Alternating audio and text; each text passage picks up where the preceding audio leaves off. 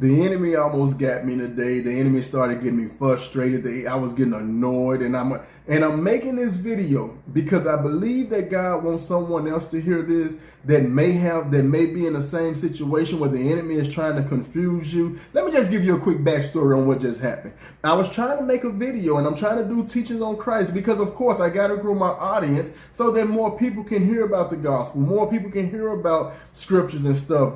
This is the best way. Social media is the best way to reveal Christ to other people, to reveal his truth to other people and stuff, and to bring people to Christ. So social media is great for that when you're using it for it. And as I was doing it though, I was trying to do a teaching on Jesus Christ, my notes on my tablet, the tablet just started blacking out. My microphone, after 25 minutes in, I realized my microphone battery had died and stuff. So all these things started going on. I had to start over 10 times trying to get my video and stuff right so that people can enjoy the video without me stuttering and fumbling all over myself. But after I started getting frustrated, I backed away.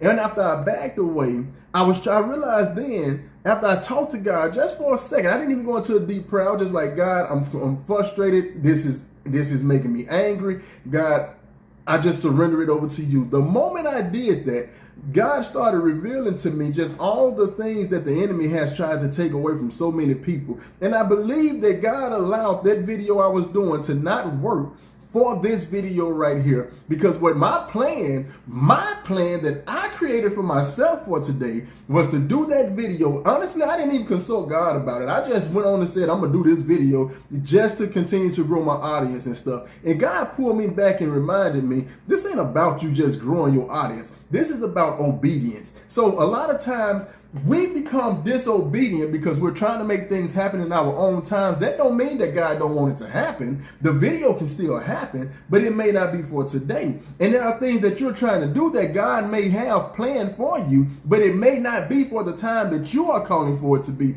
And when we are relying on our own time and it's not working, that's when the enemy starts to take over, and the enemy starts to create confusion. He starts to create doubt. He starts to make you want to give up on something that God has already ordained you to do. And then you find yourself moving farther away from it.